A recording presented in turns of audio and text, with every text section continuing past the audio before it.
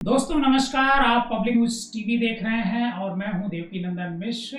आज बिहार में भारतीय जनता पार्टी की तरफ से बंद बुलाया गया और ये बंद जो है प्रधानमंत्री नरेंद्र मोदी की मां को जो कथित तौर पर जो गाली कुछ लोगों ने दी कांग्रेस और आरजेडी के मंच से, उसके विरोध में ये भारतीय जनता पार्टी का बंद केवल और केवल बिहार में बुलाया गया।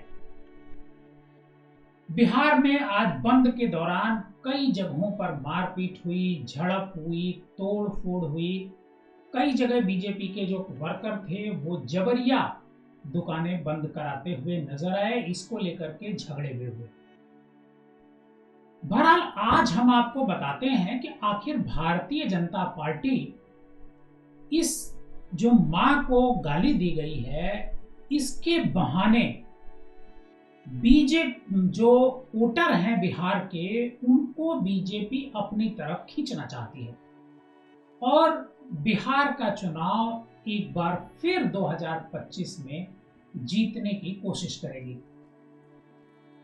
बिहार में 20 साल से जो नीतीश कुमार हैं और भारतीय जनता पार्टी दोनों की मिलीजुली सरकार है, लेकिन मुख्यमंत्री 20 साल से नीतीश कुमार हैं।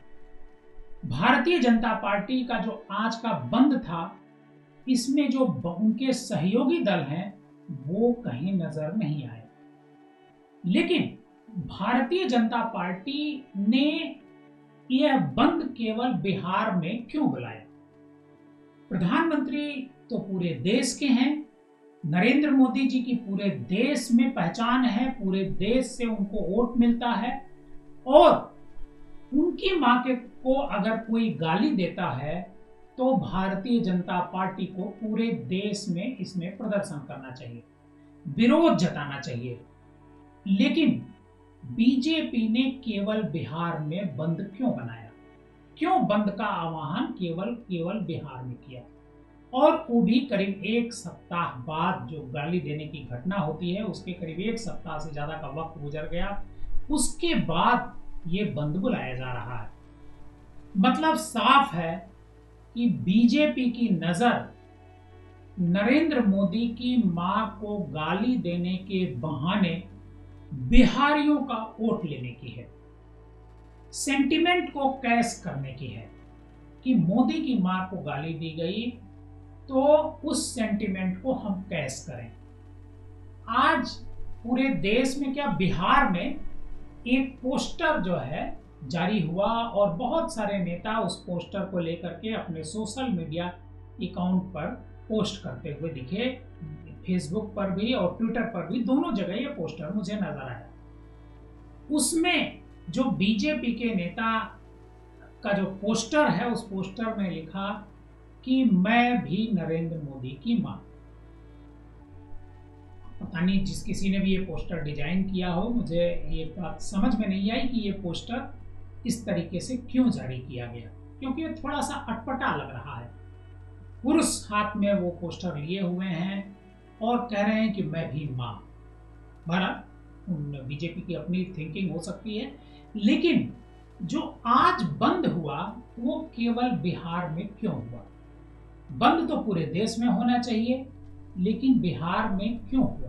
क्योंकि बिहार में चुनाव है। आपको बताएं कि जब नरेंद्र मोदी जी की मां को गाली दी जाती है, उनके बारे में अपशब्द कहे जाते हैं, वैसे ये आपको बताएं कि जो वोट अधिकार यात्रा है, उस वोट अधिकार यात्रा की एक मीटिंग में जब राहुल गांधी और तेजस्वी यादव बोल करके मीटिंग खत्म करके चले जाते हैं, बहुत सारी पब्लिक भी वहां से निकल जाती है, तभी एक व्यक्ति नीचे से ऊपर मंच पर आता है और मंच पर जो माइक होता है, उस माइक को हाथ में लेता है और नरेंद्र मोदी जी की मां को अपशब्द कहता है।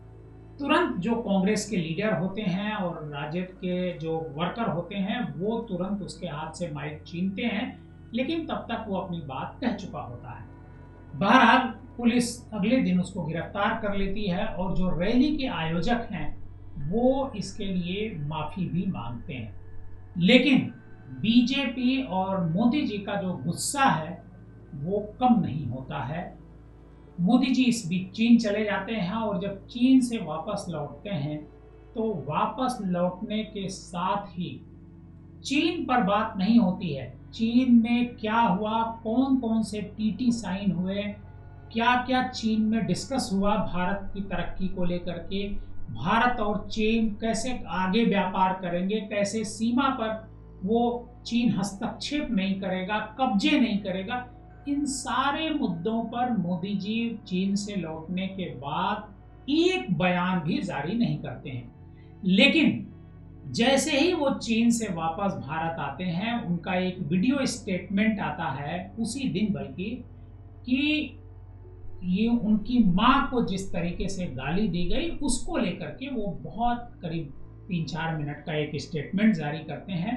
और उसके बाद जैसे वो स्टेटमेंट जारी करते हैं, बिहार के जो अध्यक्ष हैं दिलीप जायसवाल, वो भारतीय जनता पार्टी के कुछ महिला वर्कर के साथ पार्टी दफ्तर में बैठे होते हैं और उनका एक वीडियो फुटेज आता है एएनआई की तरफ से, जिसमें वो नजर आते हैं कि वो भी आंख में आंसू लेकर के पहुंच रहे होते हैं जो वीडियो मोदी जी का देखने के बाद, और जो महिलाएं वहां पर होती हैं, महिला वर्कर होती हैं, वो भी वहां पर जो है रोती हुई नजर आती हैं।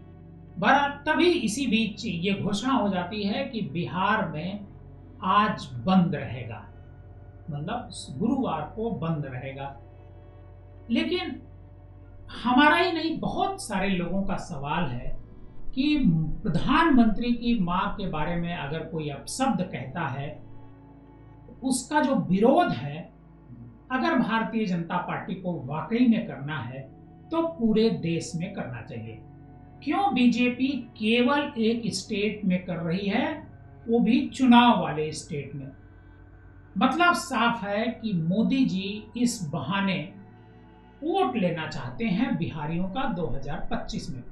और मुझे ऐसा लगता है कि बीजेपी को एक बड़ा मुद्दा मिल गया है। अभी मुद्दा कितना चलेगा ये मैं नहीं कह सकता हूं, लेकिन मुद्दा तो मिल गया है, क्योंकि वोट अधिकार यात्रा जब से राहुल गांधी ने शुरू की उसके बाद बीजेपी कुछ बोल नहीं पा रही थी, बीजेपी कुछ कह नहीं पा रही थी।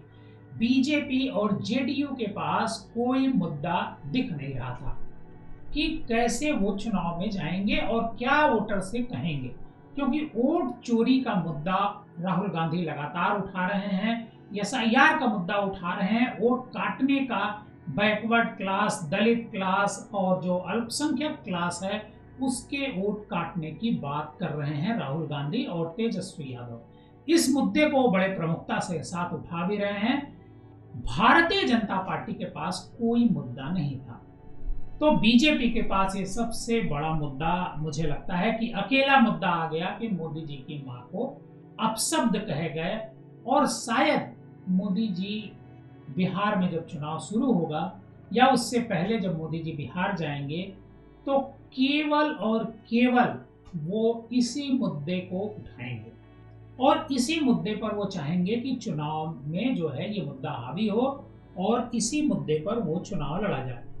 आपको बताएं कि जो आज बंद था, उस बंद में जो है कई जगह मारपीट की घटनाएं प्रकाश में आई हैं। बल्कि मैं आपको कुछ घटनाओं का एक घटना बताता हूं। ये एक शिक्षिका के साथ धक्का मुक्की हुई है। ये जहानाबाद है बिहार का, वहां पर एक शिक्षिका के साथ धक्का मुक्की हुई है। हालांकि बंद समर्थकों का आरोप है कि वहां से गुजर रही एक शिक्षिका ने प्रधानमंत्री नरेंद्र मोदी के खिलाफ अभद्र टिप्पणी कर दी। मतलब टीचर ने अभद्र टिप्पणी कर दी, इसके बाद वहां पर धक्का मुक्की हुई और मारपीट हुई। हालांकि पुलिस तब तक आ गई थी और पुलिस जो है टीचर को उठा करके गाड़ी में बैठा करके अपने साथ लेती गई। दूसरी तरफ एक अरवल मोड़ है, वहां पर भी जो बंद के समर्थक हैं बीजेपी के और राष्ट्रीय जनता दल के जो समर्थक हैं, उन्होंने जो है एक राजद समर्थक को रोक लिया और इसी बात को लेकर के दोनों समुदायों में कहासुनी हो गई। हालांकि देखते देखते ये जो विवाद था मारपीट में तब्दील हो गया और जो बीजेपी के लोग हैं उन्होंने जो राष्ट्रीय जनता दल का एक समर्थक था उसकी जम करके पिटाई करते हैं। पुलिस मौके पर थी, पुलिस ने इस घटना को एक तरीके से कहेंगे कि काबू में कर लिया। कई जगह पर जो बीजेपी के वर्कर हैं वो जबरदस्ती जबरिया दुकान बंद कराते नजर आए। लेकिन एक बात आपको बताएं कि बिहार में इस बंद का कोई खास असर नहीं देखने को मिल रहा है। जो सोशल मीडिया पर जो खबरें हैं, जो ट्विटर पर लोगों ने पोस्ट किया है, उससे ऐसा लगता है कि बहुत इसका खास असर नहीं है। बीजेपी इस बात को लेकर के थोड़ा चिंतित हो सकती है, क्योंकि उसे लग रहा था कि इस मुद्दे पर एक उत्साह लोगों में पैदा होगा, लेकिन वर्कर को छोड़ करके जो पब्लिक का उत्साह है वो शायद इसमें सामने नहीं आया। तभी बीजेपी वर्कर को दुकानें बंद करानी पड़ी। हालांकि दुकानों के बंद कराने का जो टाइम था वो सिर्फ और सिर्फ 12 बजे तक का था, लेकिन दुकानें लोग खोले हुए थे। बीजेपी के कई वर्करों ने जाकर के जबरिया दुकानें बंद कराई। बहरहाल ये एक चुनावी मुद्दा बन गया है। अब देखते हैं कि ये चुनाव में कितना कारगर होता है। क्या बीजेपी इससे चुनाव जीत पाती है या फिर जो इंडिया ब्लॉक है उसको फायदा होता है वोट चोरी का मुद्दा उठाने पर। अगर आप हमारे इस चैनल पर नए हैं, पहली बार हमारा प्रोग्राम देख रहे हैं, तो हमारे इस चैनल को सब्सक्राइब कीजिए। अगर आप हमारा ये प्रोग्राम फेसबुक पर देख रहे हैं तो हमारे फेसबुक के पेज को फॉलो कीजिए। धन्यवाद।